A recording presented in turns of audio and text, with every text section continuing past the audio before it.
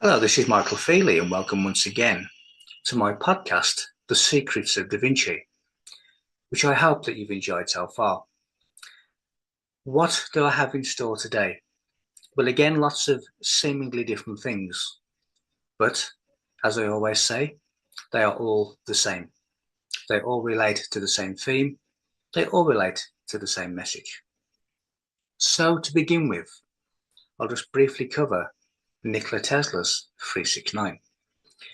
He once said words to the effect of, "If only we understood the magnificence of 3, 6, and 9, we would have a key to the universe." So what did he mean? Again, let me just use my whiteboard as a visual aid. So what it means is really base 10 mathematics, which is also called vortex mathematics.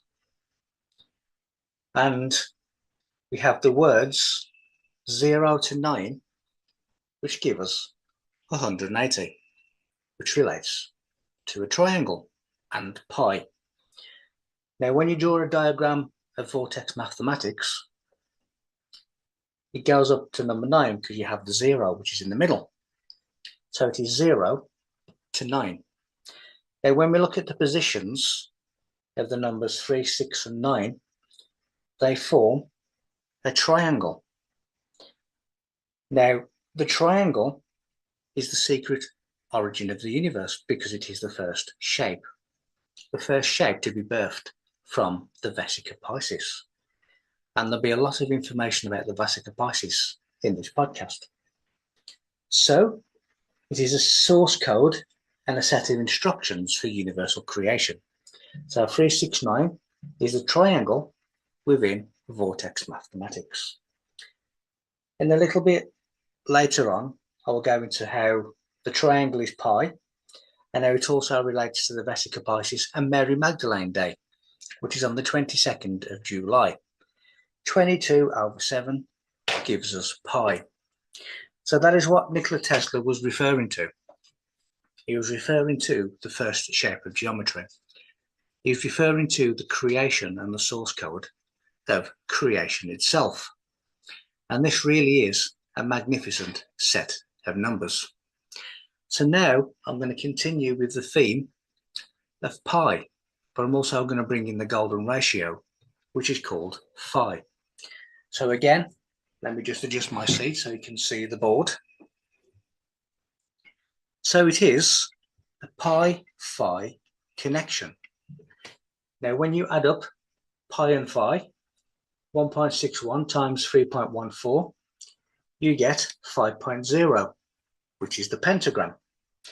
It also gives you a pi-phi squared ratio of 6 over 5. Now, this is the secret that is contained within the Egyptian bent pyramid of Deshua. It is the 6-5 pi-phi squared ratio.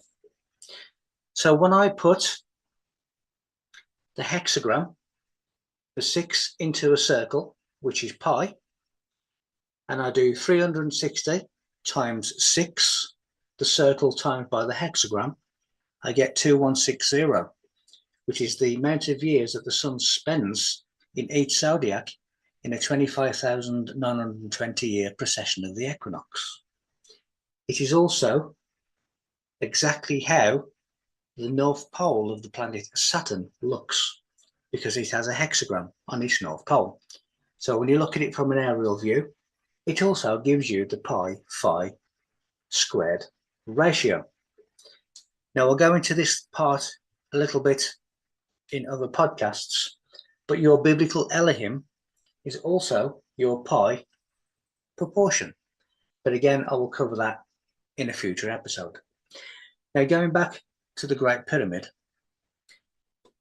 the Great Pyramid was telling us that pi at 3.141 that we use today in the modern world is slightly too short.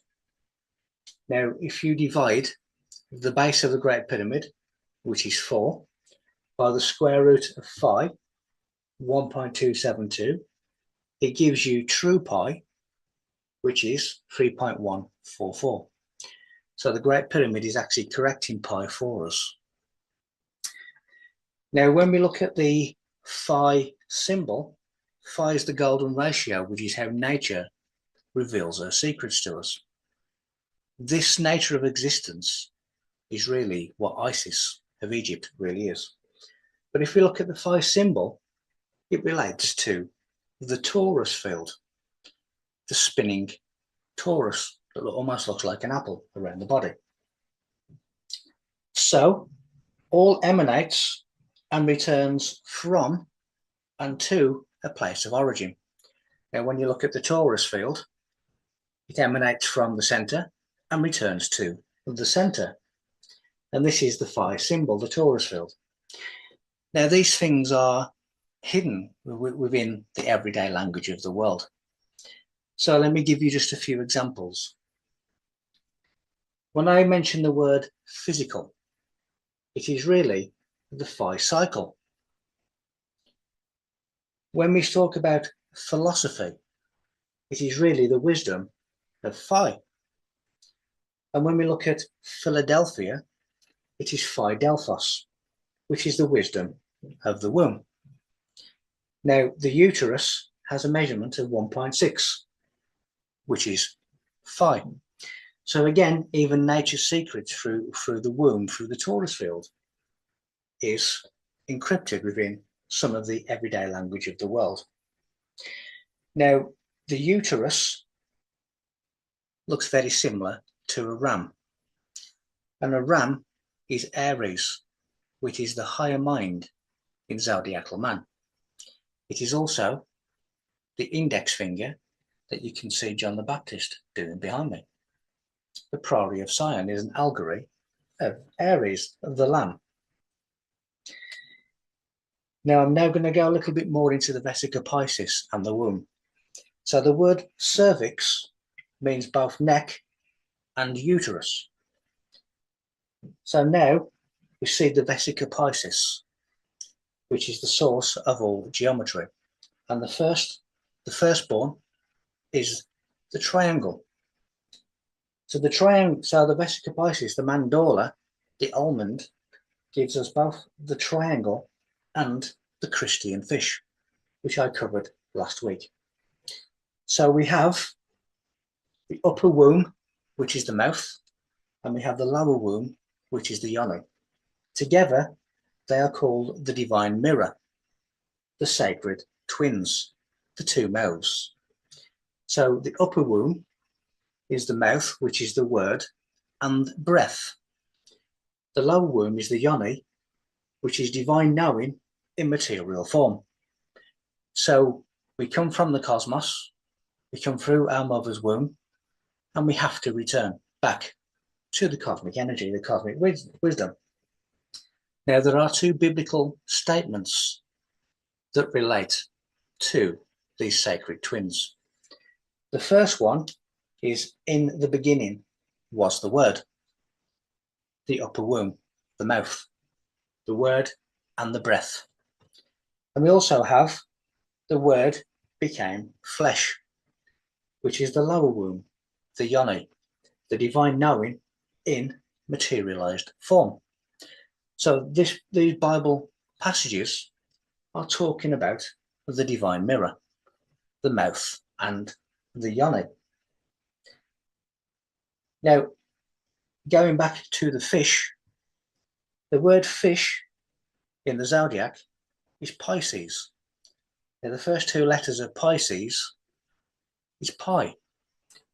The fish and the triangle, pi, is found within the Vesica Piscis, which is Mary Magdalene. Now, when we see the Illuminati pyramid with the all-seeing eye above, it is also representative of the dome with a window at the top, which is also the womb. Now, this window at the top and the eye, the all-seeing eye above the pyramid, relates to the cosmic eye. And the cosmic eye is a light visible behind the darkness of closed eyes, where you can gaze into the subtler than material realm. This is all symbolized in a public way. So continuing with the pentagram and the hexagram, which gives us 5 and 6, 6 over 5, which I just demonstrated on the previous board. But the word Jesus has 5 letters and the word Christ has 6. So it's talking about the pentagram and the hexagram.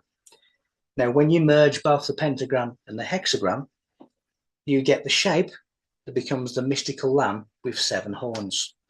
Now, in Revelation 5:6, again, 6 over 5, 5, 6 as a mirror. This is how it tells you that Christ appears. It is just the emergence of 2 shapes amalgamated.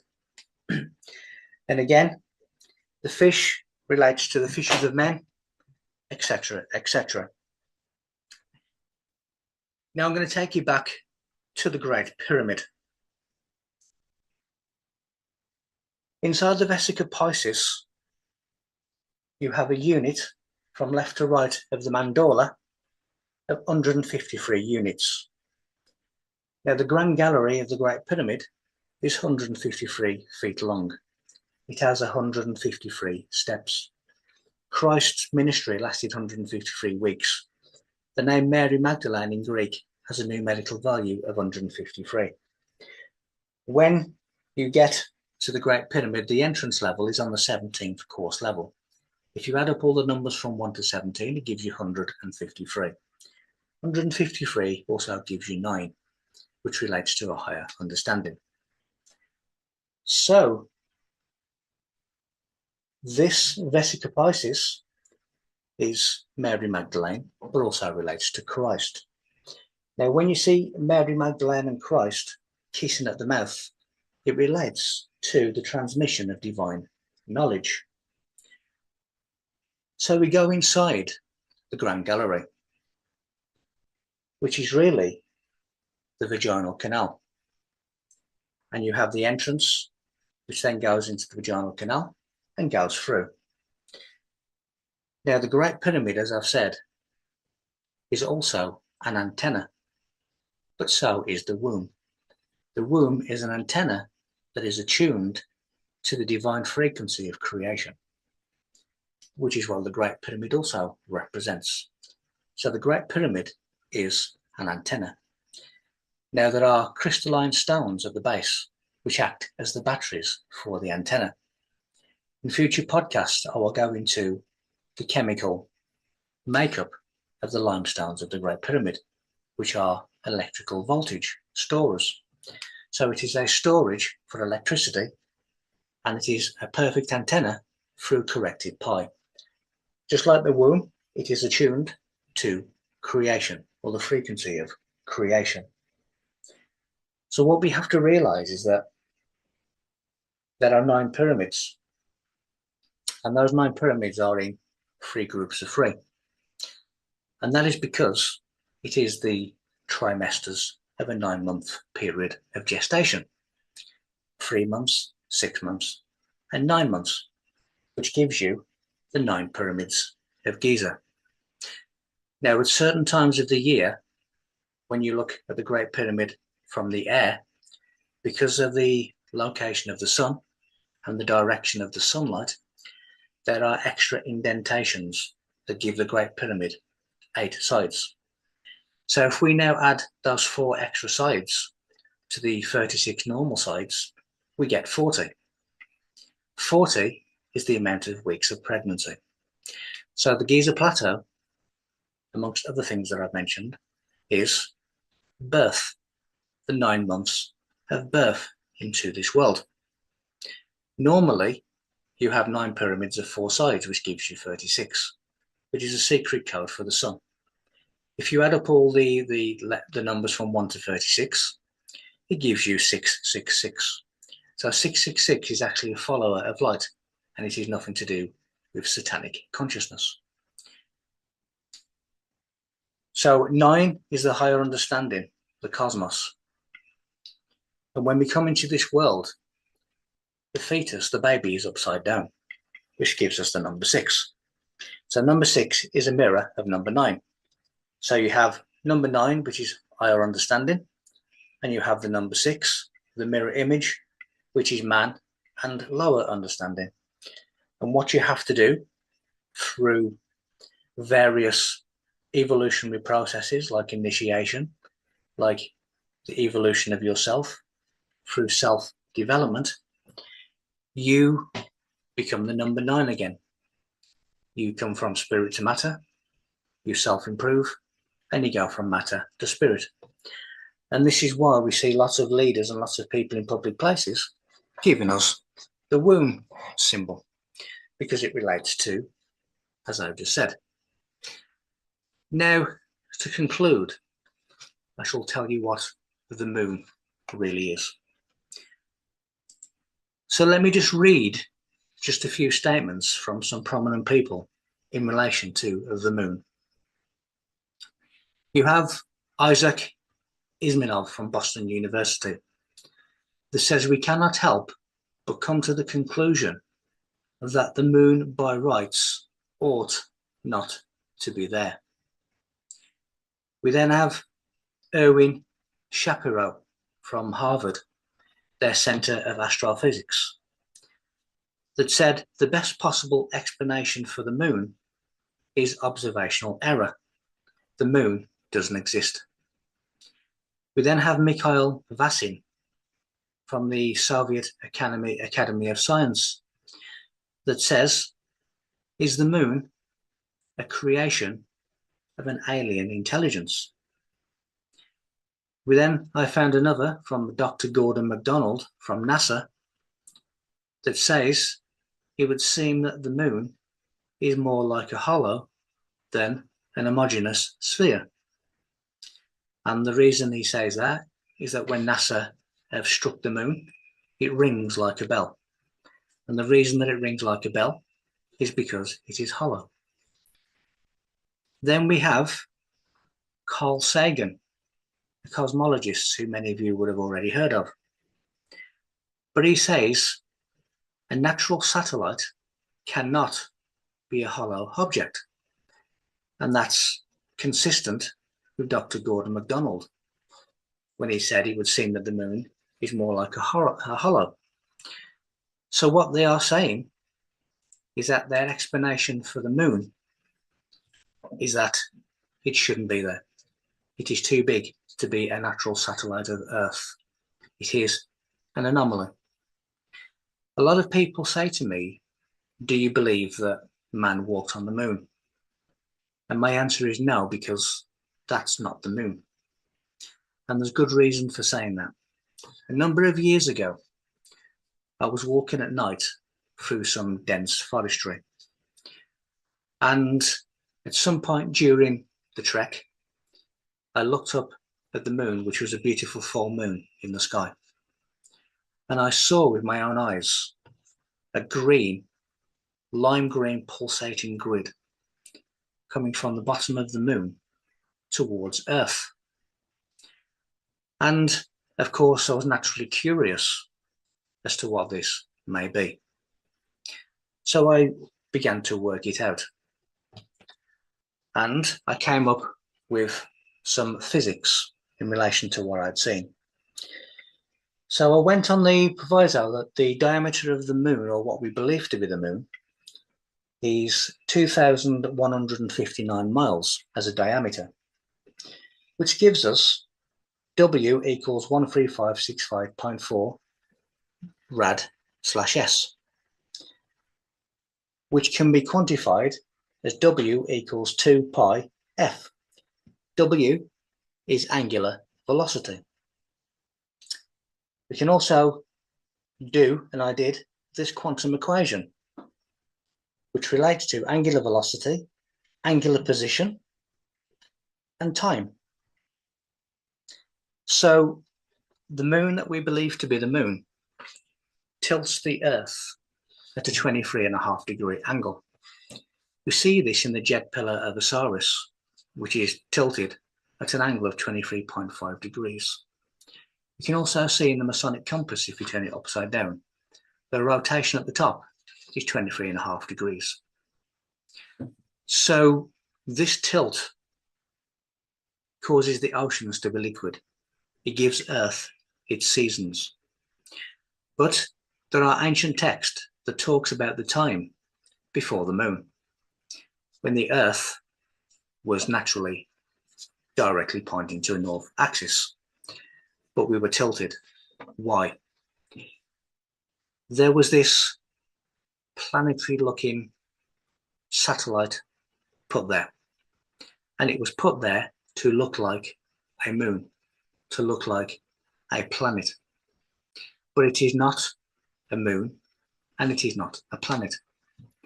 It is a way station. It is an observational post. We are being monitored from the moon. Now, when I read out Leonardo da Vinci's foreword in my book, The Movement, Illumination of the World, he stated that certain individuals have been sent to Earth to try and assist humanity. One of them being the subject of the start of this podcast, Nikola Tesla. And he also said that we await enlightened souls. So where are they waiting? They are waiting in an advanced soul pool, which is also on the moon. He says that violent, primitive souls, or primitive, violent man, will not be accepted into this soul pool. They will be rejected. So that is what he means by we await. He talks about messages in crop circles. I have found them and I have decoded them. Again, I will go into more detail in future shows.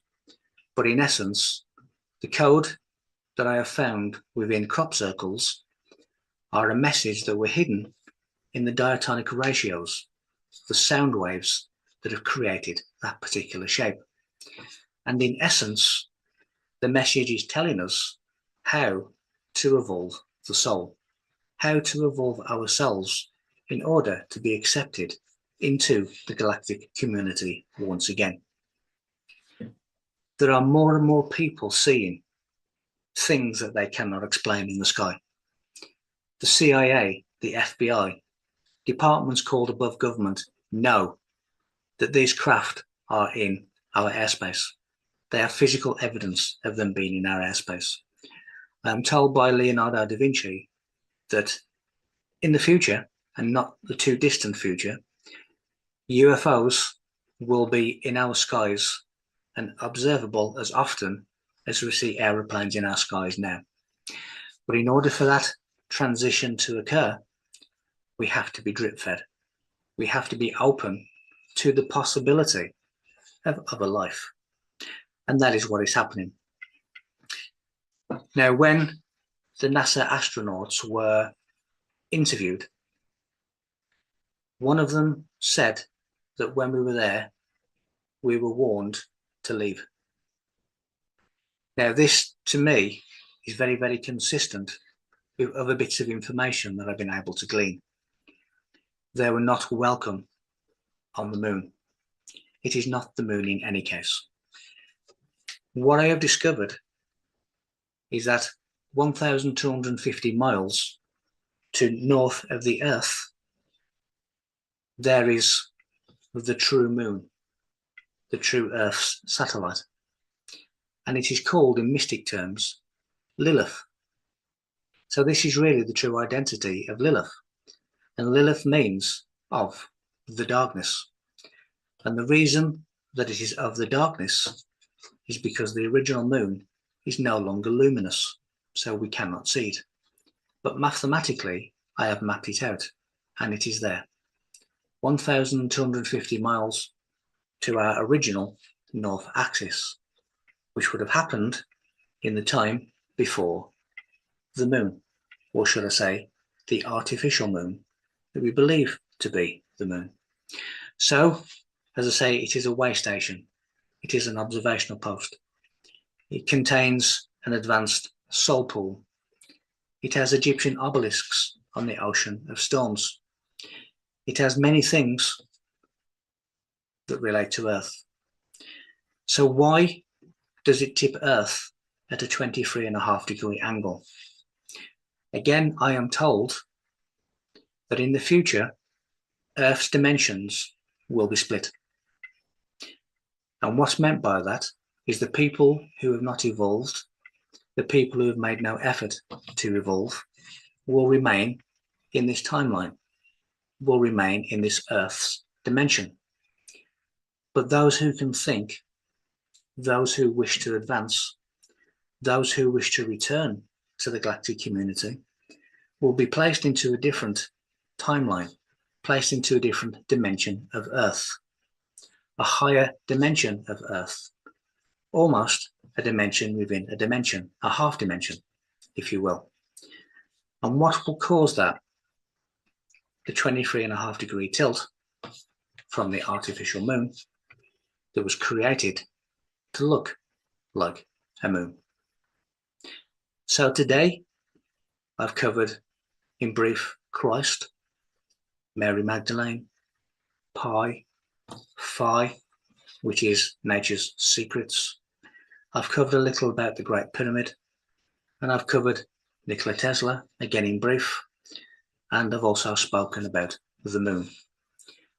Of course, all of these things are connected.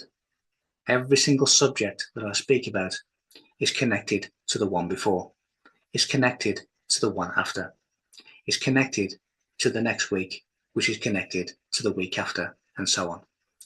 It is all the same theme. We have been left the breadcrumbs, the seed of knowledge, in our monuments, in our structures, in our monoliths, in our mystical writings, in our religious books that have been completely misunderstood. At their origin, they all speak of the same thing. It is the illumination of humanity. Thank you very much for watching, and I look forward to speaking again next week.